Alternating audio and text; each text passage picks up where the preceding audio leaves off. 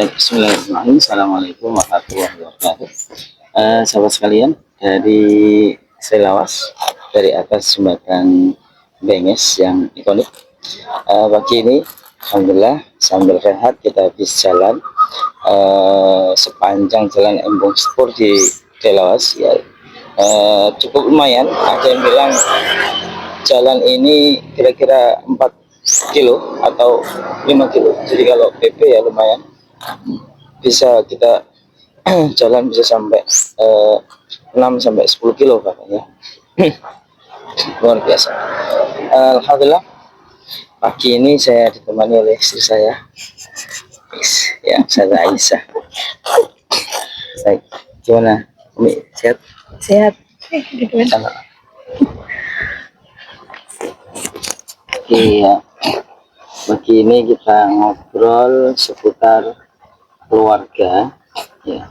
Jadi keluarga itu kan ibadah yang paling mulia dan paling panjang ya, sudah saya. Pernikahan maksudnya. Pernikahan itu adalah ibadah yang terpanjang. Ya. Kok bisa seperti itu? Kok bisa pernikahan menjadi ibadah yang terpanjang? Iya, kita menghabiskan sisa umur kita bersama pasangan kita. Iya.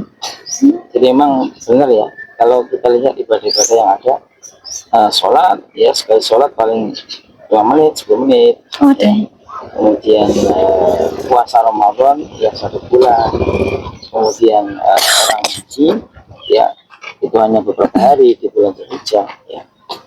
Berbeda sama berkeluarga ya. Dan jangan dikira membina rumah tangga atau menjalani keluarga ya yang tentunya berorientasi ridho Allah ya, dengan pakaian sakinah mawaddah warahmah, itu juga termasuk ibadah yang besar ya. Ini ya gitu. Kira-kira kenapa berkeluarga itu pahalanya besar itu kenapa kok sampai Nabi Islam itu dalam yang suatu hadis ada 1 dirham yang disedekahkan, ada 1 dirham yang diinfakkan di jalan Allah, dan 1 dirham yang dia nafkahkan untuk keluarga, dan yang terbaik adalah 1 dirham ya yang dia berikan kepada keluarga untuk nafkah keluarga. Itu kan berarti ternyata menghidupi rumah tangga ya, dengan apa yang halal itu termasuk amal yang mulia. Kira-kira kenapa? Ini ada pertanyaan. Pernikahan itu adalah menyempurnakan separuh agama ya. Terus ada pertanyaan gini, kok bisa menyempurnakan separuh agama, padahal ya setelah kita menikah, contoh seorang istri sholat aja kadang nggak bisa khusyuk karena anaknya rewel, anaknya nangis gitu. Kok bisa dikatakan menyempurnakan separuh agama gitu, padahal contoh dari kita melakukan sholat aja kesusu kadang gitu karena anaknya rewel. Nah itu kok bisa gitu, dikatakan menyempurnakan separuh agama gitu loh, padahal perbedaannya kalau kita masih bujang, artinya belum menikah aja kita bisa menghatamkan 5 kali sampai beberapa kali dalam sebulan Ramadan, katakan ya, khatam Al-Quran. Tapi ketika kita berkeluarga, kita sudah berbeda, kita ada anak, ada suami dan lain sebagainya, itu sudah menurun gitu. Nah itu kok bisa gitu dikatakan menyempurnakan separuh agama, padahal tingkat ininya sudah berbeda gitu. Nah itu pertanyaannya. Pertanyaan nggak dijawab dengan pertanyaan.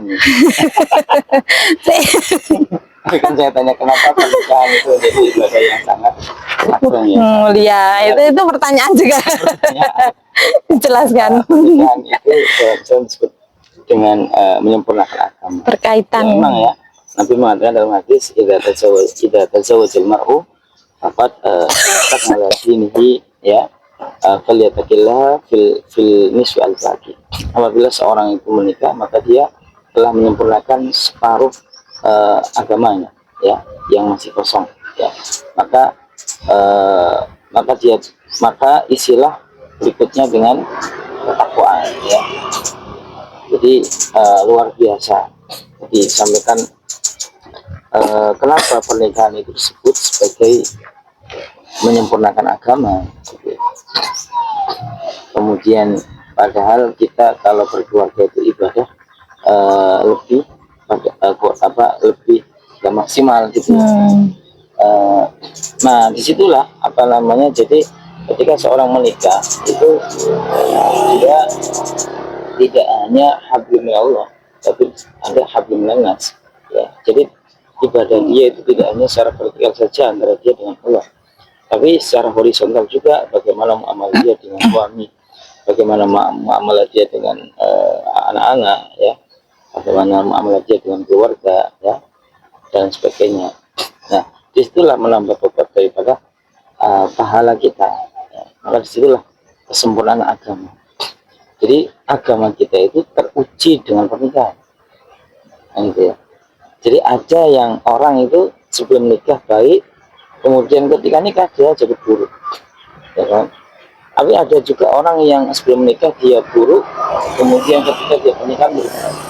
Itu semua tergantung niat awal, bagaimana dia memanage iman, memanage hati ya, memanage keluarga itu. Jadi ada yang bilang kita itu jangan sampai kemudian seperti sesuatu yang nampak keras ya, tapi kemudian setelah mendapatkan tribulasi, setelah dimasak kemudian menjadi lembek. Kayak apa itu? Ya kayak apa ya, kayak sayuran gitu ya. Atau kerupuk kena air gitu ya. Tapi jadilah kita seperti apa ya, seperti biji kopi gitu ya. Ya dipanaskan ya, direbus ya, itu justru kan menghasilkan cita rasa yang harum, enak ya, bisa apa namanya membuat orang semangat, bilang apa itu. Jadi apa namanya, manajemen keluarga itu sangat penting ya, sangat penting, sehingga kita ini memahami kalau memang pernikahan itu adalah menggunakan agama kita gitu ya. Karena kesabaran kita dalam keluarga, kesabaran dalam menafkahi keluarga, kesabaran dalam melayani suami, kesabaran dalam menafkahi istri, kesabaran dalam mendidik anak-anak, itu semua pahala sunnah. Ya. Disitulah yang menggenapkan agama kita, karena betapa banyak yang nilai-nilai dalam Al-Quran dan Sunnah itu yang membimbing kita dalam rumah tangga. Orang itu kalau nggak nikah kan nggak pernah merasakan sensasi itu, nggak akan dia menyempurnakan agama dalam hal itu kan gitu. Bagaimana kepemimpinan dia teruji dalam rumah tangga, bagaimana integritas dia diuji dalam rumah tangga. Makanya tadi saya bilang, ada seseorang laki-laki sebelum nikah baik, ketika nikah ambiar. Ada seorang perempuan sebelum menikah baik, ketika nikah ambiar ya. Dan itu kemudian sekarang kan seakan-akan menjadi satu momok ya, marriage is scary ya, yaitu menikah itu adalah menakutkan ya.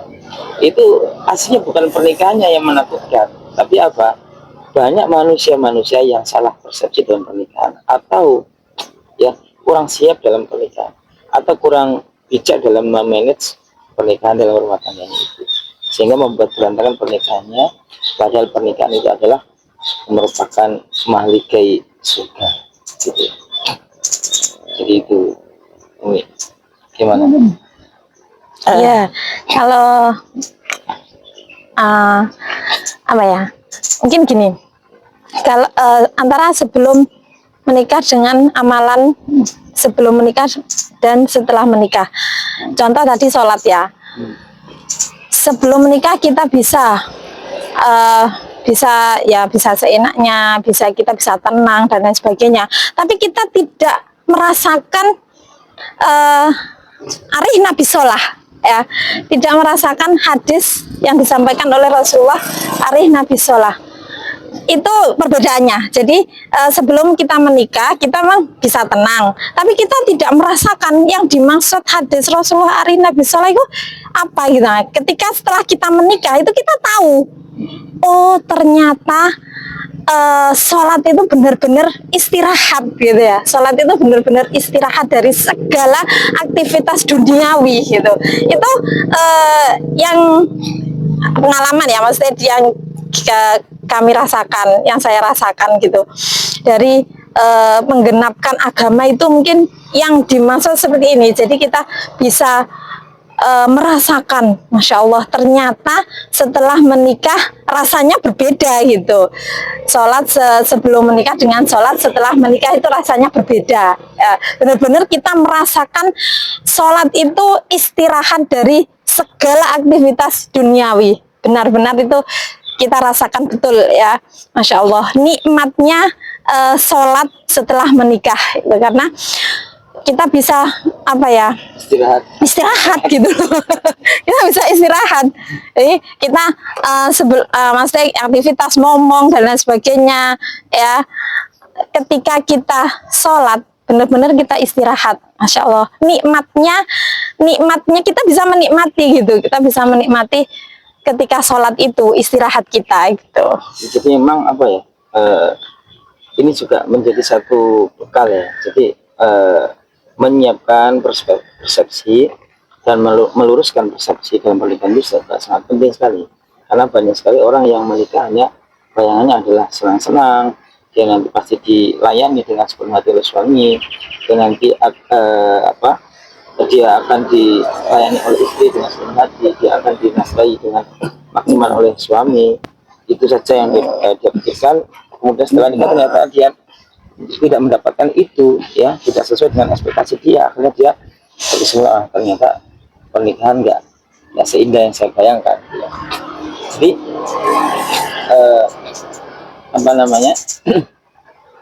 padahal dengan pernikahan disitulah kita mendulang pahala. Nah, contoh kisah yaitu putri Nabi ya, yaitu Aisyah, dan namanya sama-sama saja Aisyah ya. Fatimah ya. Kalau Aisyah kan istri Nabi. Anaknya Fatimah itu beliau sebagai istrinya sahabat Ali radhiyallahu taala. Dan sahabat Ali waktu itu ya tidak terlalu kaya ya, tidak terlalu banyak harta, tidak punya budak bahkan.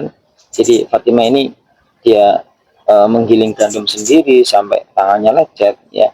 Mendengar Rasulullah SAW itu habis perang mendapatkan beberapa budak, maka Fatimah mendatangi Rasulullah ayahnya dengan niatan melobi beliau supaya diberikan budak, nanti bisa membantu urusan rumah tangga dia ya. Dengan Fatimah ini tidak langsung minta budak gitu, tapi dia cerita, ayahku ya, aku capek ya, kemudian saya harus menggiling gandum untuk suamiku sampai tangan jelas-jelas dan sebagainya, sampai tangan keras ya. Itu ternyata apa? Nabi paham apa yang diinginkan oleh Fatimah, tapi Nabi justru hanya mengajarkan wirid dan doa. Ya, jadi Nabi itu ingin anaknya tetap mendapatkan tetap bisa mendulang pahala dengan tadi itu, dengan bersusah payah, yaitu melayani suaminya, memperkenalkan kebutuhannya. Disitulah makna pernikahan, dan disitulah berkeluarga aslinya. Jadi esensi daripada keluarga adalah seorang suami yang bertengkus lumus bekerja, membanting tulang, memeras keringat untuk nafkah halal untuk keluarganya. Dan pernikahan itu adalah kualitas seorang istri yang dengan penuh sabar dan tekun, bagaimana dia ini menjaga rumah ya suaminya, kemudian tekun melayani suaminya, memasakkan untuk suaminya, memuji baju untuk suaminya, dan semuanya. Itulah pernikahan ya, dan disitulah nikmatnya ya.